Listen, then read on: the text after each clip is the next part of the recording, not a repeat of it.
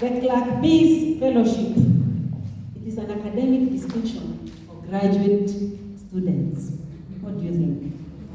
Faculty members, you might like to know, that in his university teaching career in the United States, he was voted best educator by students. Not 1 year, but more than once in less than a decade. I envy him. Thankfully, Justice Professor Ngugi has in the last decade or so returned home to Kenya, where he has provided leadership in various fronts of judicial reform. In 2011, he was appointed a High Court judge under the new constitution, of which he is now a nationally acclaimed defender. He is the presiding judge, I think to date, in the High Court of Nakuru. That is correct, okay. I wasn't too sure, so I told him I might say some things that he wondered. So I'm glad. Closer to our conference topic today, Professor Justice Ngugi's research interests portray devotion to the organic application of the law, assuring that law is in service of economic development, human rights, indigenous people's rights, and social well-being in all its various phases. Many of you might like to keep in mind that Justice Ngugi is one of the luminaries championing the development of alternative justice systems in Kenya. Organic and natural justice systems that affirm and validate the wisdom of various communities in their varieties of experiences, and underscores that justice is about communal and social well-being rather than being merely about crime prevention and punishment. Justice systems are about living together and flourishing together. I believe we can all hear a ring of identification, or can't you, with the passion and vision of this conference and for the research and engagement of our PhD students. Professor Ngugi, thank you for taking time to be with us today and for sharing your thoughts with us. We are looking forward.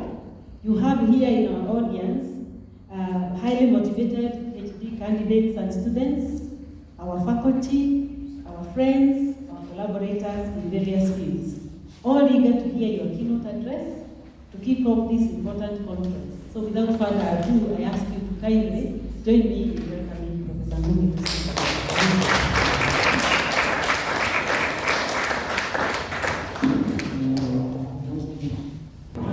Good morning again. Good morning. After hearing that bio, I feel as if I'm ready to retire.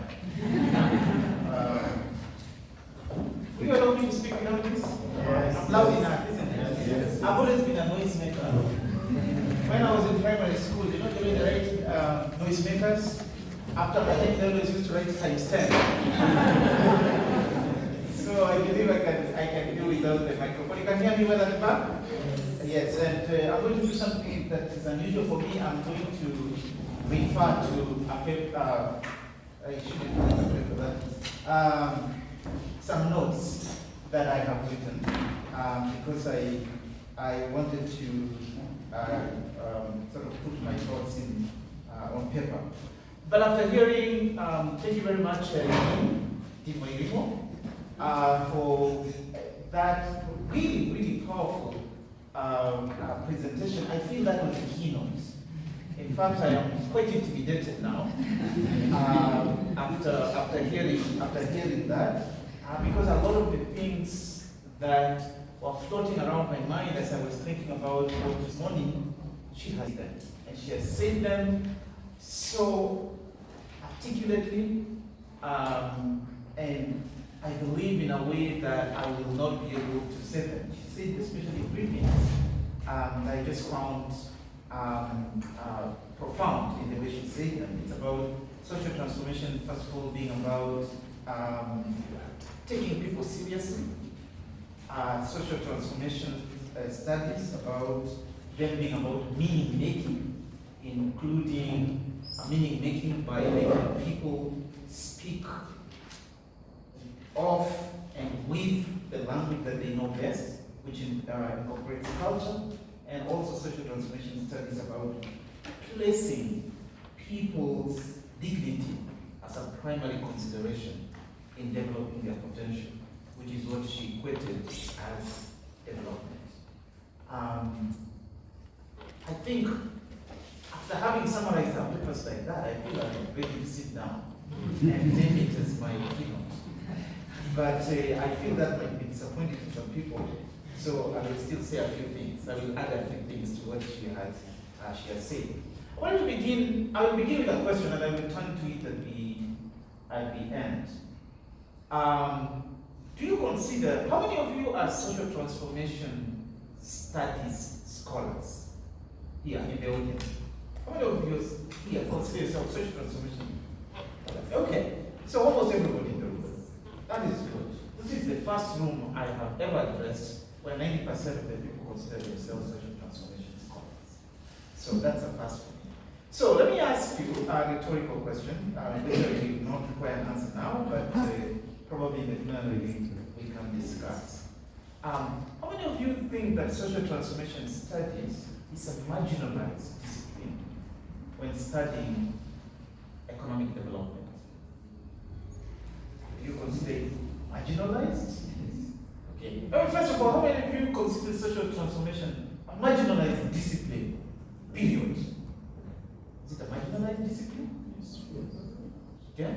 I did a little bit of study last week on what social transformation studies means in the rest of the world. So I found actually, other than Tangaza, where clearly you take social transformation very seriously, I don't know which Holy Spirit led you there, but in the rest of the world, I found that social transformation studies, and you'll find how they define social transformation, then they say, well, if you're interested in this kind of career, then come and study with us. Especially in the United States, you'll find that they are encouraging people who wish to work with underserved communities to go and study social transformation. So it is, by definition, a very marginalized discipline, even within the already marginalized discipline of African studies in the United States.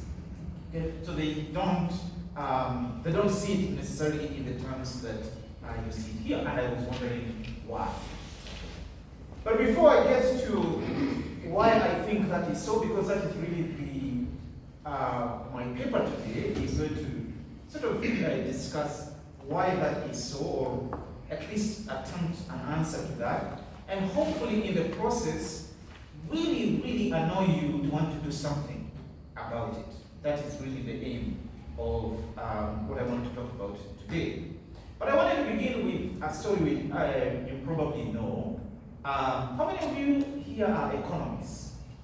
I'm going to be saying a lot of critical things about economists, and I want to know where the first stone will come from. How many of you are economists in the room? George, you too?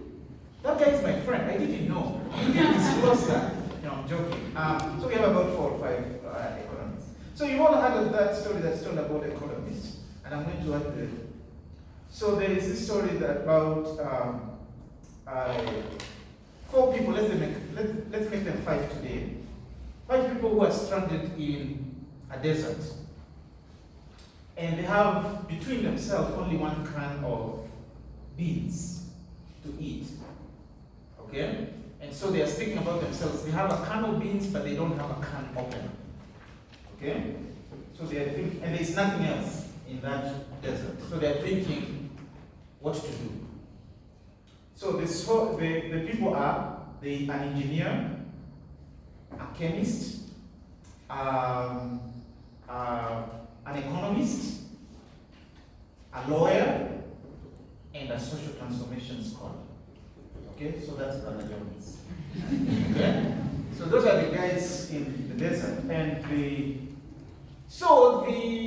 engineer with a practical mind says, okay, I have an idea. I will just climb over that rock, and I can calculate exactly at what angle I need to throw this can to the ground, and at what speed, what velocity, so what force I need to use. And when it hits the ground, it is going to burst open, only pouring a minimum amount of beads. So the chemist says, no, that sounds like a good idea, but I think I have a better one. we just need to leave the can in the sun for a given period of time. The beans and the sauce in the beans will expand, and then it will naturally, automatically burst open, and it will pour the minimum amount of beans. So the lawyer listened to them and said, I can't tell between these two which one is better, but I think before we discuss how to open the can bean, there is a prior question to be answered, which is, how do we divide the beans between the 5 of us? We must answer that question in advance, a priori, before we open the can. Because if we open before we discuss, then we are going to engage in an internecine fight, and all the bean will pour and we will not eat anything. So it's important to come up first with an institutional framework for dividing the beans. Okay? Then the economist says, nonsense. We're all talking nonsense here. Let's assume we have a can opener. End of story. What would the social transformation scholars say in this conversation? What will be their response to this content? Think about that. I will require an answer for you during the training. Okay? Now, why are sociologists and anthropologists who study social transformation not the dominant participants and interlocutors in the development discourse? Why are economists the drivers and shapers of the development discourse, with lawyers unwittingly playing an enabling, that is the KYM role? Would the development practice be markedly different if social transformation scholars and practitioners were at the core of the development discourse? So these are the critical questions, perhaps radical ones, I will tease you with this morning. I say tease because I cannot pretend to answer them in this short session. In fact, because I have not, admittedly, thoroughly studied the contours of the disciplines to attempt a comprehensive answer. Indeed, what I will offer today is nothing similar to a typical keynote address in a graduate seminar.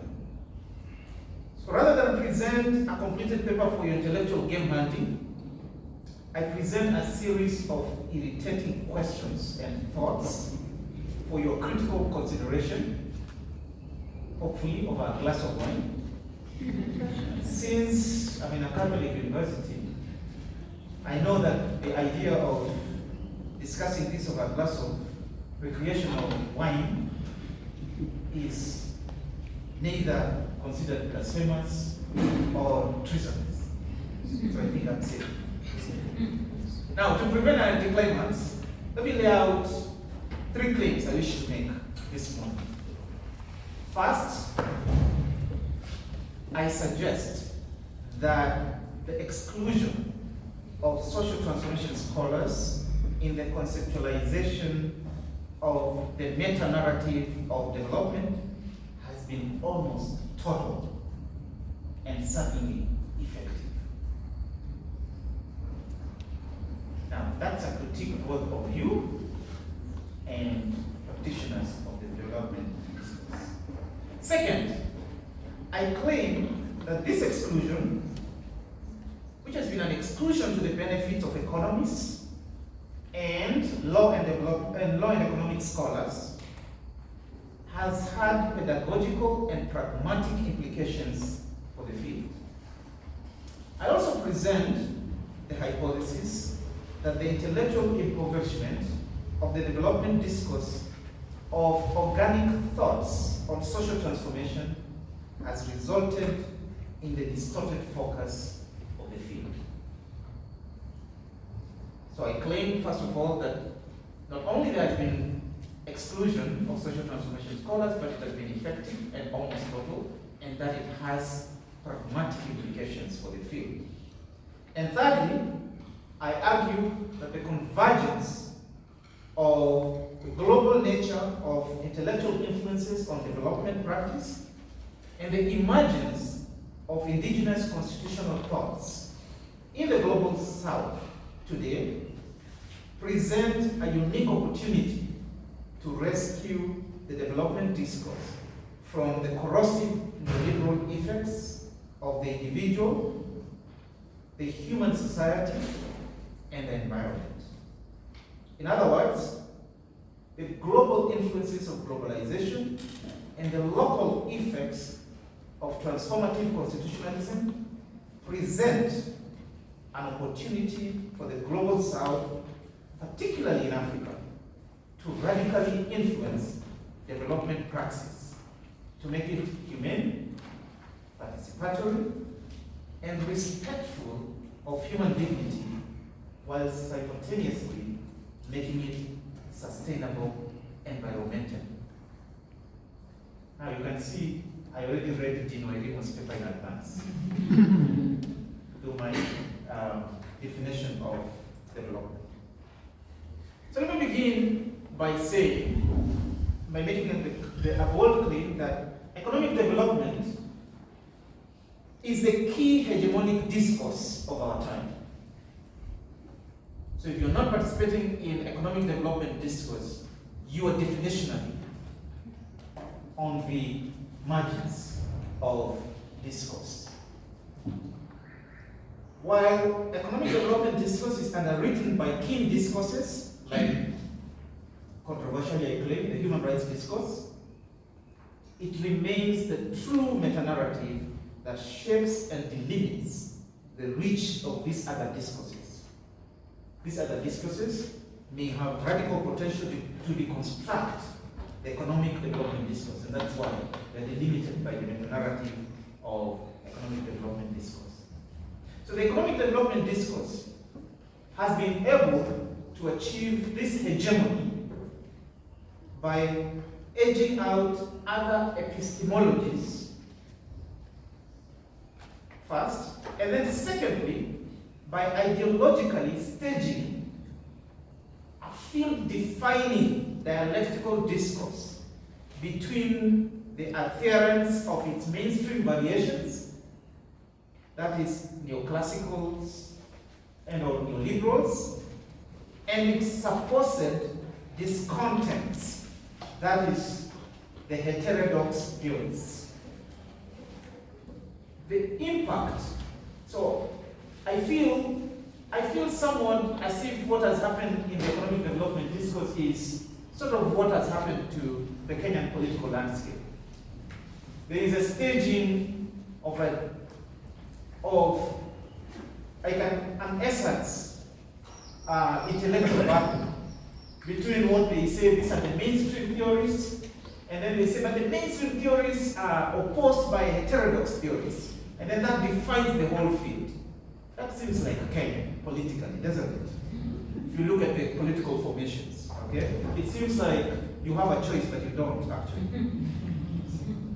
The impact is to occupy the whole field of societal transformation. So, if you're in the development field of societal, you're either conveying the neoclassical beliefs of economic transformation, or you are engaged in a life and death defense of quote-unquote fringe ideologies, which are termed as heterodox, such as institutional economics, feminist economics, Marxian economics, socialist economics, or even ecological economics. That defines your lifetime work. And if you've done economics, if you've done what they call macroeconomics 101, I know almost everybody must have done it, in mainstream university, you would know what I'm talking about. I did one. I actually did economics 101. I did economics 101 when I was a graduate law student at Harvard University. I went to this big lecture halls, and I did it for 2 semesters. I did the whole course. And it was a course that had 650 students. taught by one professor.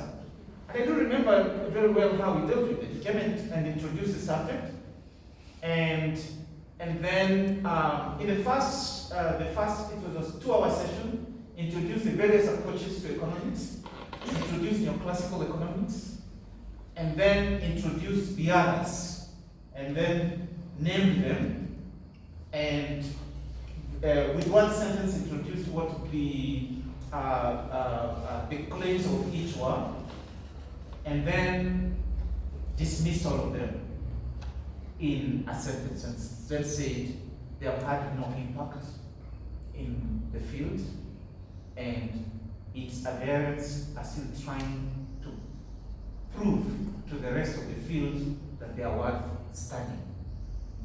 So he told us triumphantly that for the next 2 semesters, he was going to be teaching us about true economics, that is neoclassical economics. And for the next 2 semesters, we learned neoclassical economics.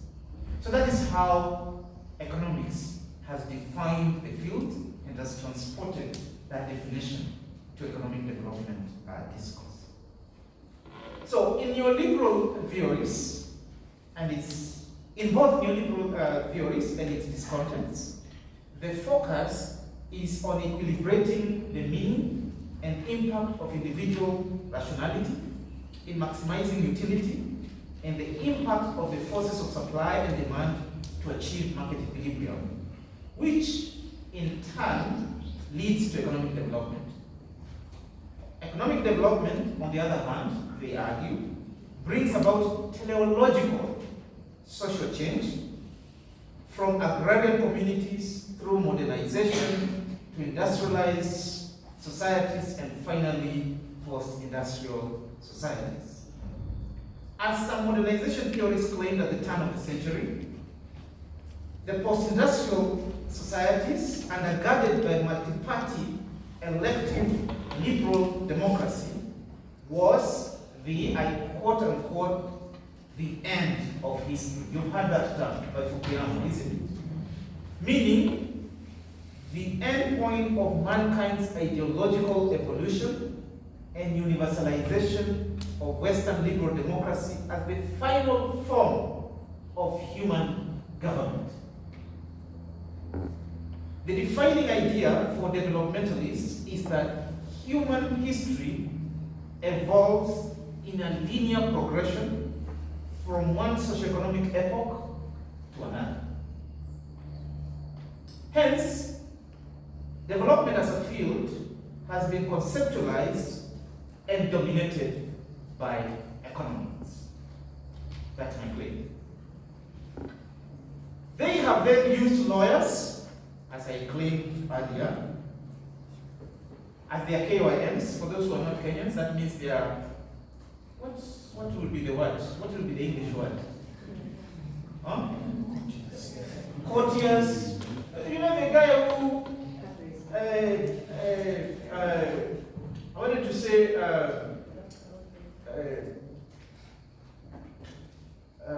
what's the name of this Migori MP? Junet. You know what Junet is to Raila Odinga? That is what lawyers are to economists in economic development discourse. Okay? They are the persons who fix it. Okay? So that's why in my story I was talking about them saying we need an institutional framework first, isn't it? That is basically what they provide. So what the lawyers do is to instrumentalize and weaponize the theories provided by the economists. And then they also use sociologists and anthropologists as strawmen and court jesters. And their work is to dramatize the teleological nature of human evolution. I told you my work here today is to irritate you. Now, as such, development has mainly been constructed as a teleological progression, whether unilinear, because I know there are some sociologists who say it can be multilinear as well, but it is underwritten by economics as a meta-narrative, with law as its handmaid.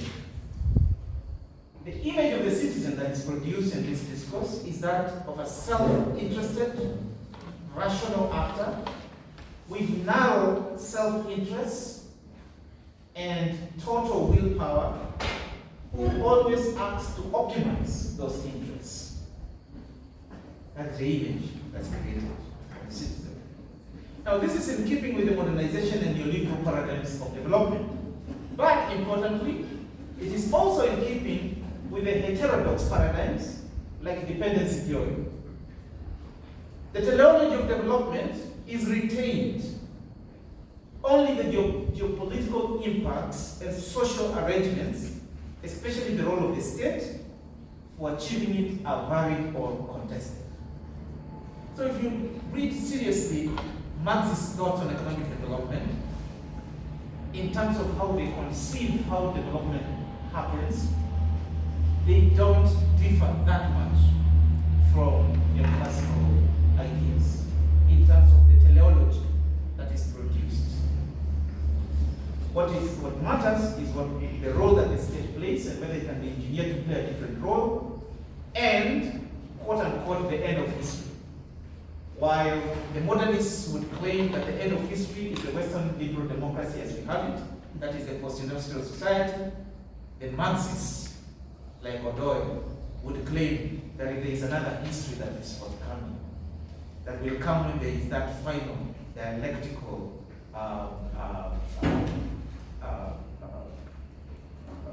war battle between the different strands of thoughts. So I ask a question: how would a social transformation theory change this conceptualization? I hope just by how I have defined it, it is quite clear that this conceptualization of economic development is problematic, isn't it? It is. Yes? It is. So, how would social transformation theory, how would Brother Jonas change this conceptualization? A social transformation theory, I posit, would use the social as the meta-narrative of development.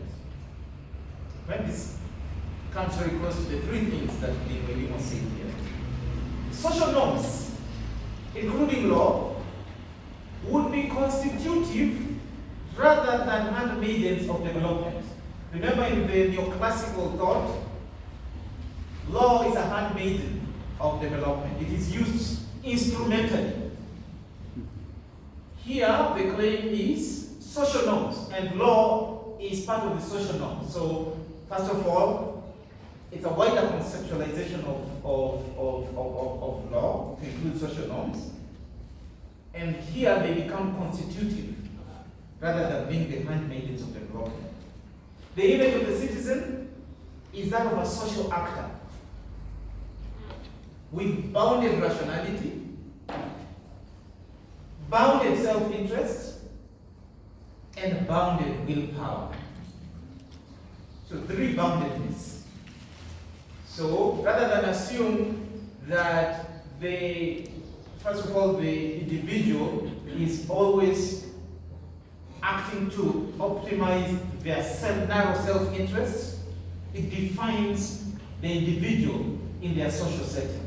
Because we all know that's not how really individuals always are. They're not always acting to optimize their narrow self-interest. We also know that human beings do not have full information and full knowledge for them to be rational. So their rationality is bounded. It is bounded by what they know. It is bounded by other limits of their knowledge. It is bounded by their culture, where they operate. It's bounded by many other things. We also know that their willpower is bounded. Willpower is bounded in part because we know there are certain people who might think that their narrow self-interest would require them to do a particular thing, but they feel the social mores would not allow them to do those other things. So they act in accordance with their social mores. That is bounded willpower. Even though their willpower would say they should do that, they are bounded by others. So how does this change development in practice? First, it makes development praxis. I heard Brother Jonas say that this morning as well. A unity of action and theory. So rather than assuming a can opener, you're merging theory and practice. A pedagogical engagement. Theory is not an abstract activity, but an inherent part of social living, where human beings constantly and actively interrogate their social conditions, arrangements, and institutions as informed by their quotidian, their everyday lives, rather than postponing and deferring the interrogation to a special class of intellectuals. Hence, in the natural world, intellectual activity is not a peculiar activity to be performed by a specialized group of intellectuals. It is a social activity performed by all responsible social beings every day as they attempt to live ethical lives. That is my definition of praxis. And that is what social transformation studies will bring to the development discourse. Second, it inverts the questions which both developmentalists and sociologists, here I mean sociologists who are not social transformation scholars, ask about social change. Instead of beginning with a theory of social change, with its implicit assumptions of the teleology of human history, like evolutionists and modernists do in sociology and development studies respectively, it begins by asking the organic question: what the individuals in the society deem as important in aggrandizing their relative well-being through the sharing of the pains and rewards available in their society. We talked about putting the people first. This is really what this is about. This question of asking the people, what is it that is important in terms of aggrandizing their well-being, neither begins with an apotheosis of the stability of the present conditions and arrangements, as evolutionists and functionalists do, nor the desire to completely undo them in favor of a stated or assumed future desideratum, as conflict theorists do.